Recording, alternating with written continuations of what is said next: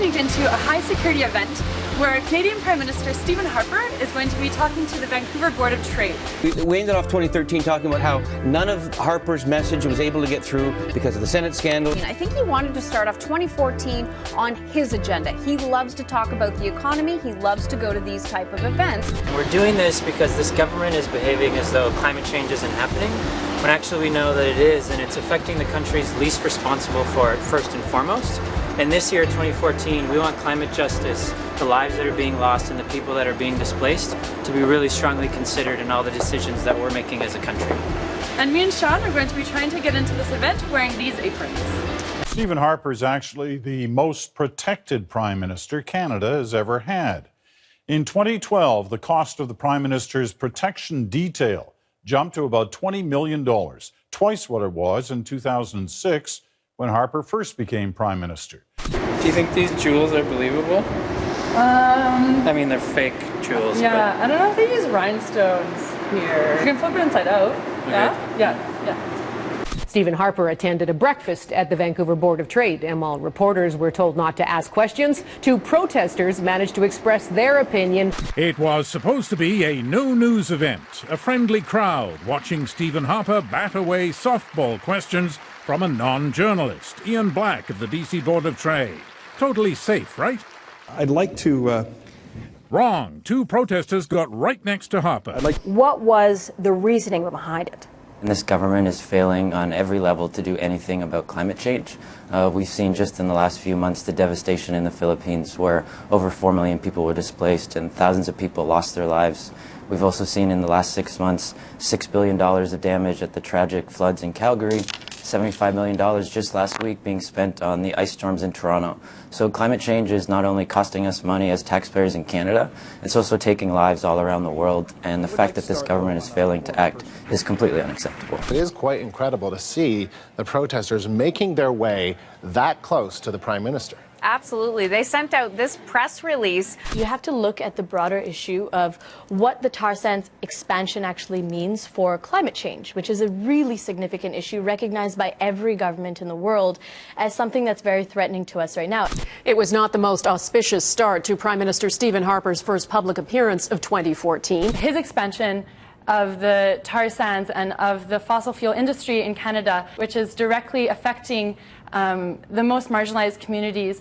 The policies of the Harper government on climate have been really appalling and have resulted in significant moral and economic cost that's been borne by Canadian taxpayers and by people all around the world, and especially marginalized communities. The protesters got much closer to the Prime Minister than the media. Reporters were searched thoroughly, and then they weren't allowed to ask any questions from their vantage point 30 meters away. Another possibility for him to get his message out that he lost. How could this happen?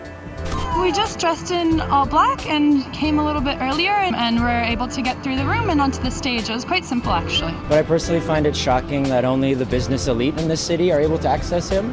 I actually think we should be able to go up and ask him questions more freely. One of the signs said the Conservatives take climate change seriously, with the words crossed out. And the reason it was crossed out is because that very statement was actually removed from a speech that the Conservative Minister of Environment gave recently. So what we're finding now is that the Conservatives aren't even willing in public to say that they take climate seriously anymore, which is a bit more honest, but also quite sad. Why don't you just tell us, does the government believe that climate change is caused by human beings, and if so, is the government doing enough to deal with it? With climate change comes extreme weather events. We saw that through the floods in southern Alberta. We're now seeing that with the ice storms in Kitchener-Waterloo and Toronto, with the extreme cold across the country. And of course, those in the developing world are most seriously impacted by this. So just before I go, I'm getting a lot of Twitter action on this, so I'm just going to reconfirm it. Mr. Braid, just to confirm, you just said on the program the weather that we're seeing, the storms, are linked to climate change. Is that fair? You're confirming you said that? Absolutely, I'm confirming I said that. Great, okay. CBC reported that this admission was a first by a member of the federal Conservatives. And the Huffington Post said climate change reveals cracks in the Conservative caucus. What do you make of that? Hallelujah. This is the first time I hear that kind of overt statement from a member of the government. The problem is, of course, the actions of the government don't actually support those views. What if a Liberal government supported the pipeline?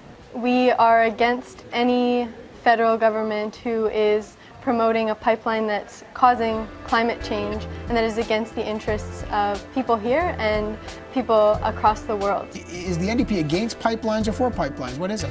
We are, Evan, we are in favor of sustainable development. How far would you go to make a statement? I would go to great lengths because, frankly, there's people dying right now. There's thousands of people dying in countries that simply aren't Canada. There's millions of people being displaced. And unfortunately, those folks don't get an audience with the Prime Minister. So if we have to put on an apron to get our message heard and get those voices heard, that's what we're going to do. Do you think these protests make a difference?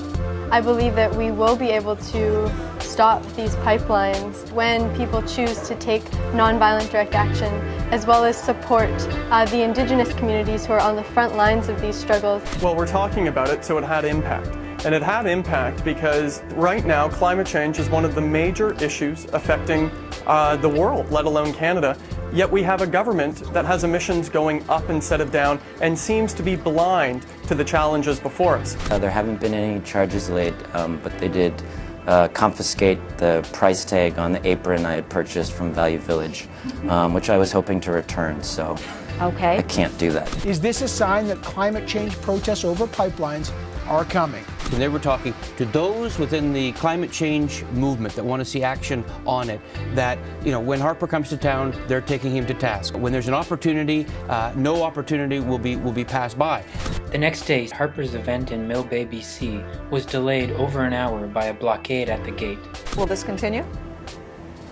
I think it'll always continue, as long as the government is making decisions that are not in the interests of the broader public and of citizens and communities across Canada. There will always be people who are rising up.